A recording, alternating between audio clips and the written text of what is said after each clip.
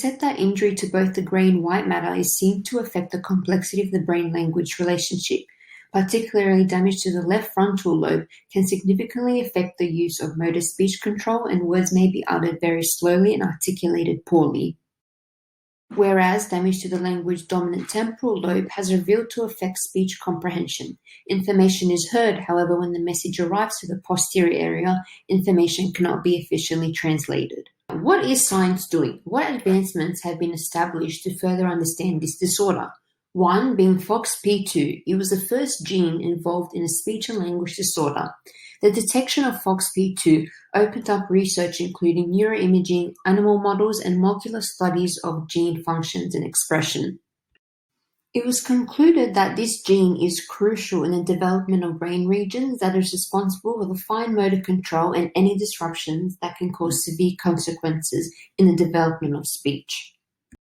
This recognition continues to advance our understanding of the foundations of speech and language. It is highly likely that in the future, the investigations of the pathways that involve FOXP2 will allow for more identification of genes and mechanisms that underlie speech and language disorders. Interventions have also been made, such as the use of spelling therapy combined with supplemental treatments in combination with transcranial magnetic and direct electrical stimulation of the brain enhances the treatment outcomes in individuals with aphasia. Also, pairing vagus nerve stimulation with the speech sound can improve how the brain processes spoken language. These discoveries inform the development of new treatment paradigms and improve outcomes for individuals with language disorders. Bioengineering advances have been made, such as a model which can detect and correct speech production errors prior to articulation. This demonstrates the potential for the development of a brain-computer interface that uses auditory feedback, allowing paralyzed users to learn to produce speech using speech synthesizer. So now that we've looked into the current advancements, what does literature say for the future?